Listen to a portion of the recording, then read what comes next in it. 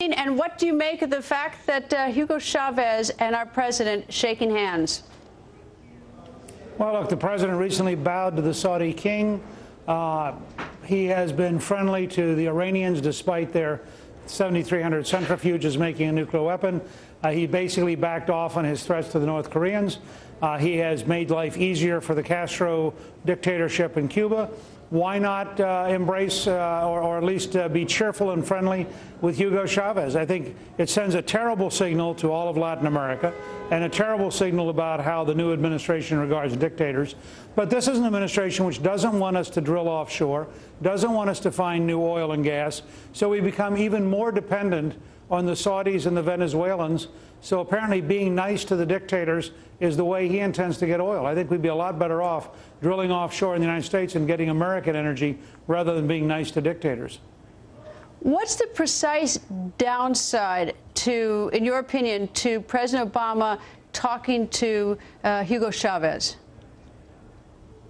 I don't think there's any downside to talking to him, but I think being friends, taking a picture that clearly looks like they're buddies, hurts in all of Latin America. Chavez has a big propaganda machine. They're going to be putting that picture all over Latin America. Chavez is going to say, see, I'm the future. Being an anti-American dictator is just fine. And the Americans need the oil so desperately that they will be nice to me no matter what I do. I think that's the real danger, is how does that picture get used all across Latin America? And what signal does it send to other dictators? If this is going to be, much like Jimmy Carter, a pro-dictator administration, then I think, frankly, it sends a very sad signal about human rights around the world. In January, the president said that he wasn't going to be doing any talking with Chavez until Chavez at least had sort of denounced or moved away from supporting the revolutionary people in Colombia. Does that have any bearing on this whatsoever? No, I think that the president's words often don't last very long. Remember, last Sunday, a week ago, he was going to be very tough with the North Koreans. That lasted until a UN Security Council meeting where the Chinese and the Russians refused to support him. Then that disappeared. I don't see any evidence that the president's words in January have any meaning on the president's grin and handshake in April. This is a very shallow administration that follows very shallow policies. All right, let me switch gears to a speech that the president gave this week in Washington at Georgetown University. The White House asked that some religious symbols at the Catholic University, Georgetown University, be covered up during the speech. The university acquiesced. It is now beginning to sort of get out there, become somewhat of a controversy. What's your thought on this? Well, it should be a controversy. First of all, the university should have refused. If the president wants to go to a Catholic university, he should respect the symbols of Catholicism and understand the importance of those symbols. Second, this is an administration which has nominated Judge Hamilton, who said that using Jesus Christ in a prayer was somehow wrong, but that saying Allah was fine. That's frankly should be filibustered in the Senate, and that judge should never get through. Third, you recently had two Democratic legislators in Connecticut introduce a state-level bill that would literally abolish the Catholic Church in Connecticut. People need to understand there's this underlying pattern of secular hostility to religion that's very real and that may show up again if the administration tries to eliminate the conscience clause, which has allowed doctors who are Catholic or evangelical Christians or Orthodox Jews to not perform abortions because their conscience won't permit it. There's serious talk the administration is going to try to strip the right of religious conscience from Americans. The whole thing was rather, surprising to me that they even chose that venue if indeed they wanted to sort of, at least hide part of the venue, which is so important to the university. But anyway, let me talk about the Tea Parties and the media coverage of the Tea Parties. There have been many people in the media who have been quite vulgar about the Tea Parties, using sexual references and jokes to belittle the protester. Surprised about that or not? No, I think we're in a deep cultural war, and I think the Tea Parties were a direct threat to the elite left, and the elite left is going berserk. I was at a Tea Party, as you know, in New York City at City Hall. It had 12,500 people there.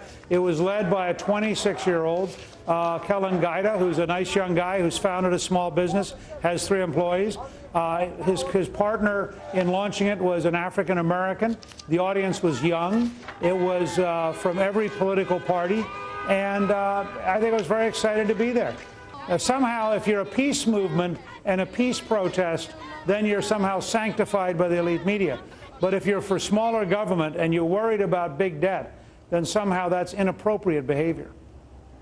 But it's sort of interesting. It's not just sort of a disagreement with the substance. It went even further when you start sort of laughing and using vulgar references on the air about it. I mean, you're taking it a step further. You're not saying that the person, you disagree with the person. You're not saying that. You're saying something, you know, much, and it's much different.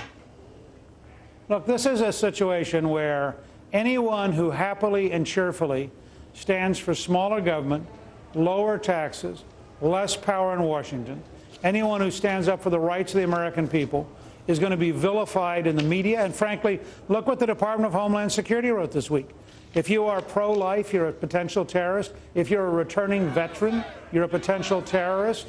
If you are in favor of the Second Amendment right to bear arms, you're a potential terrorist. If you like smaller government, more decentralization, lower taxes, you're a potential terrorist. I think we need to understand that on the left, there is a deep hostility to anybody who's overtly patriotic, overtly for smaller government, overtly for taking power out of Washington. Mr. Speaker, I asked on Greta Wire, the blog, if anyone had any questions for you tonight, and Brenda L. had a question for you, which said, and I guess it's in light of the fact that there are people from both parties who attended these tea parties, Republican, Democrats. She says, I think we should have a third party, and it should be called the American Principle Party. And some people have even said that a third party may arise out of these tea parties. Is that at all possible that a third party would arise, and is that a good idea or not? Well, I think if the Republican Party doesn't accommodate the energy and the drive of all these new people, and if it doesn't become ultimately the vehicle for their hopes, you could have something like that happen. But I think you have a number of people, Congressman John Boehner and Congressman Aaron Cantor, for example, working very hard to find a way to bring all these elements together. Reagan faced this challenge in the late 1970s, and ultimately he found a way to bring economic conservatives, social conservatives, and national security conservatives together. What I was struck by the other night in New York was these were not folks who had been in politics ever before. These are people frightened by the $9 trillion of debt that they see coming down the road under this administration. Is this, though, a one-time deal? I mean, that really is the question, and maybe people